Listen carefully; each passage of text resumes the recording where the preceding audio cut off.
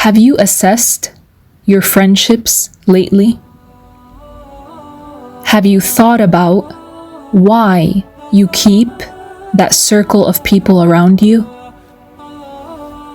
How much value do you find in those relationships? What benefit does X bring to your life? What advantages do you gain by being around X? What goodness have you found in speaking with X? What value does X bring to your child's life? What is your child gaining from X friendship? In what ways have you or your child changed since associating with X person? We can think about these changes, whether they are good or not. What changes have you or your child or those that you care about gained, or you saw in yourself these changes, or you saw in your child after you or them associated with a particular person or people? Is it a good change? Did you find that you were motivated after that? Did you become a motivated person? Did you become someone that is more interested in the religious knowledge after associating with X person?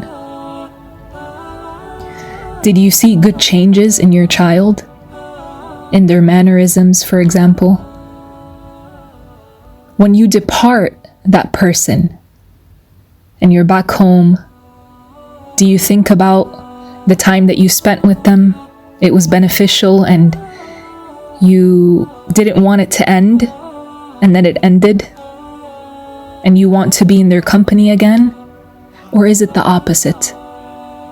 That you left and didn't take any benefit with you? Perhaps even it was something bad that was left with you. These are only some of the questions to ask oneself when reflecting about a very important matter, which is being aware of whom we take as friends, confidants, or close associates. Our Prophet sallallahu alaihi wasallam said in advising his nation, المرء على دين خليله فلينظر أحدكم من يخالل, which means a person is upon the way and habits of his friend. So let each of you be aware of who you take as a friend. The word deen ala dini khalili in this hadith does not mean religion. It means seerah, for one to be upon the seerah of his companion, meaning the way of his companion, how that person is. One is affected by the habits, behaviors, doings, and mannerisms of his or her companion, as these tend to rub off on one. There is a saying that some say, قُلْ لِي مَنْ تُعَاشِرْ أَقُلْ لَكَ مَنْ أَنْتَ. Tell me who you spend time with. Tell me who you associate with. I'll tell you who you are.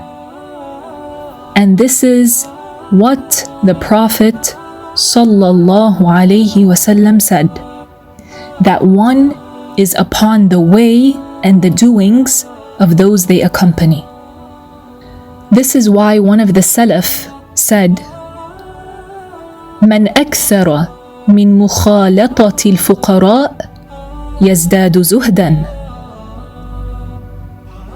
ومن أكثر من مخالطة العلماء يزداد علما، ومن أكثر من مخالطة النساء يزداد شهوة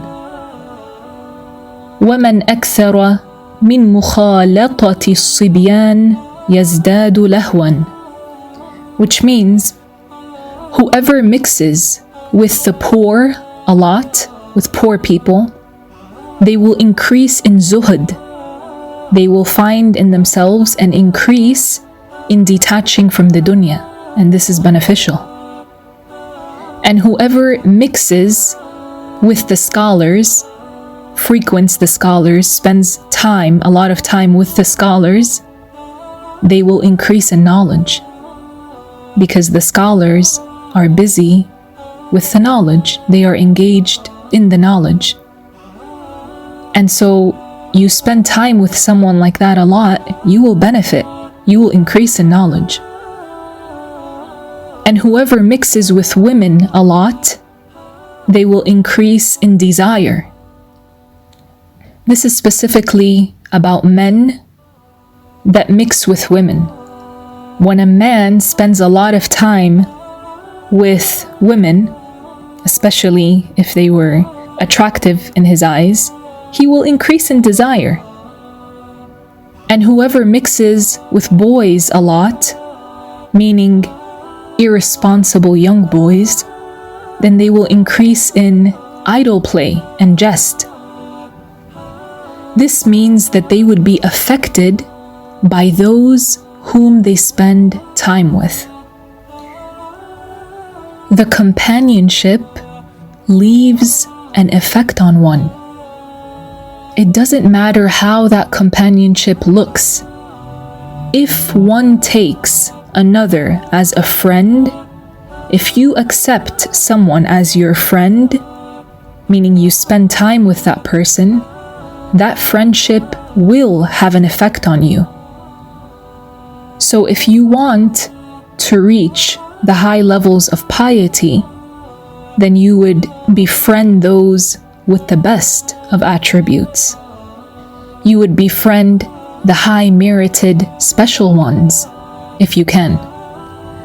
Shaykh Abdullah al-Harari, may Allah raise his rank and benefit us by him, said, من أراد الرقي فليصاحب الأخيار. What does this mean? It means whoever seeks a high rank, a good situation, and praised manners and deeds, then let them accompany the best of people, those with praised attributes. Let them befriend those with good understanding. They should not befriend or accompany foolish or stupid folk, nor the ignorant, wealthy folk, as some of our teachers explicitly said. There is no goodness in befriending such people. If one seeks the high levels of piety and goodness, they do not befriend such people. They would accompany the best of people, the pious ones, and those with great manners.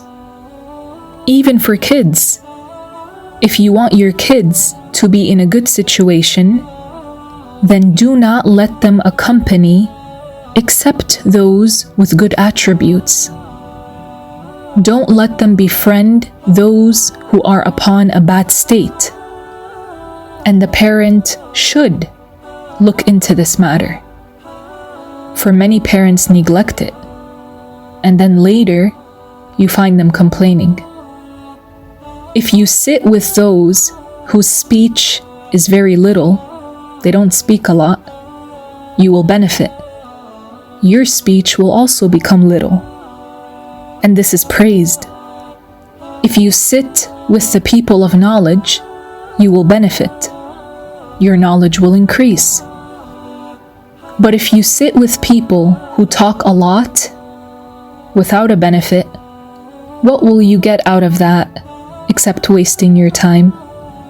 And many times such gatherings are filled with sins, like gossip, lies, slander, showing off, and tale-bearing. If you sit with a pious person, one who fears Allah, one who does not commit sins, you will benefit from them. You will benefit from their speech, from their doings, and from their situation. And if you slipped up, they will correct you and they will advise you. They will not leave you upon a sin. Furthermore, the blessings descend upon the pious one. So if you were found in their company, then you would benefit too. The blessings also descend on the grave of our Prophet sallallahu alaihi wasallam. So if one was there near him, they will benefit by being close to the Prophet sallallahu alaihi wasallam. And they will benefit from the blessings that descend on his grave alayhi salatu wassalam.